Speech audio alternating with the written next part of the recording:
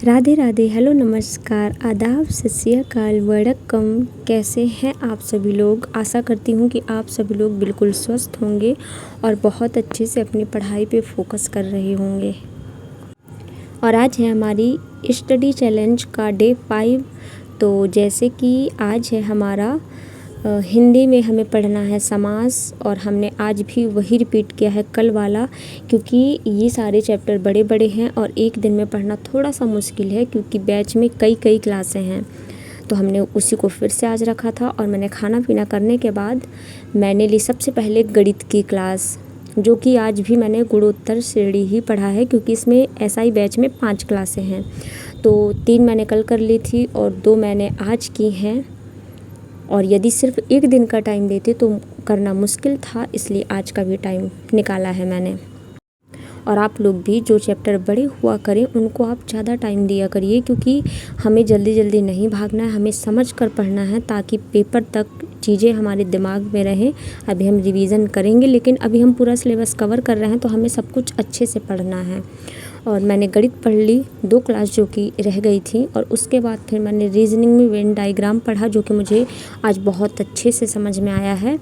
Reasoning देखिए बहुत ऐसा सब्जेक्ट होता है कि आप उसको अगर थोड़ा सा एकदम स्थायी मन से समझ जाओ तो मुझे लग रहा है रीजनिंग से आसान कुछ नहीं होता है।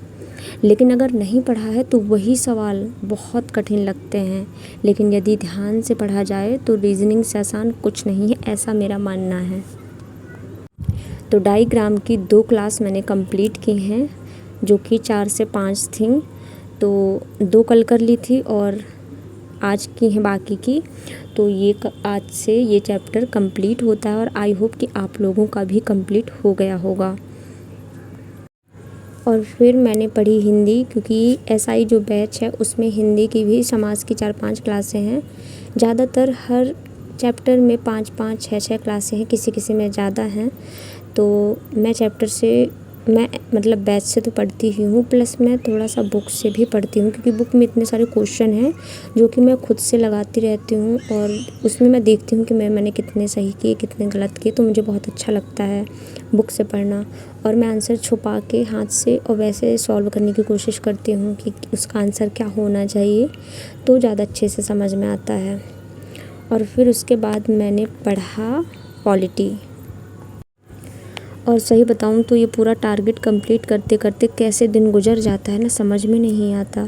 मतलब जब हम कोई ऐसे अपना टारगेट फिक्स नहीं करते ना, तो सब उल्टा सीधा होता रहता है। कभी हम लेटे हैं, कभी हम मोबाइल चला रहे हैं, कभी हम सो रहे हैं, कभी हम कुछ कर रहे हैं, कभी कुछ कर रहे हैं। क्योंकि बाहर तो मैं जल्दी जाती नहीं हूँ जब तक मेरा बहुत ज़रूरी काम ना हो, लेकिन रूम के अंदर ही ज़्यादातर टाइम मतलब ऐसे उल्टा सीधा होता रहता है ना। ये पता चलता हमने कितनी पढ़ाई की, क्या पढ़ा, कोई टारगेट फिक्स नहीं।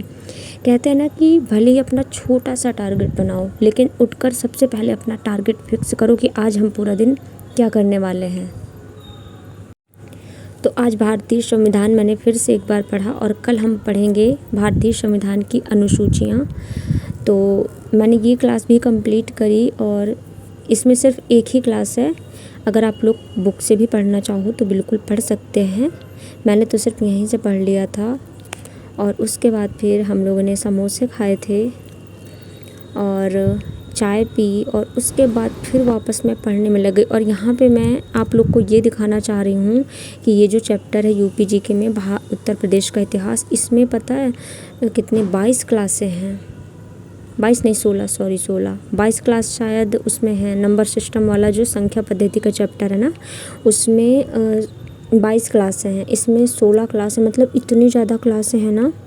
लेकिन ठीक है, सर लोगों की भी गलती नहीं है, क्योंकि जब अगर वो लोग अच्छे से नहीं पढ़ाएंगे और पेपर में कोई क्वेश्चन ऐसा नहीं होगा, तो हम लोग भी अभी उनको बोलने लगेंगे सर आपने क्या पढ़ाया है, ये क्वेश्चन आया, आपने तो ये पढ़ाया ही नहीं था। तो आज का मेरा पूरा दिन ऐसा रहा, टारगेट पूरा करते करते पूरा दिन निकल गया। तो बस मिलते हैं इसी के साथ अगले व्लॉग में। तब तक के लिए बाय बाय, अपना ख्याल रखिए और अच्छे से पढ़ाई करिए। राधे राधे।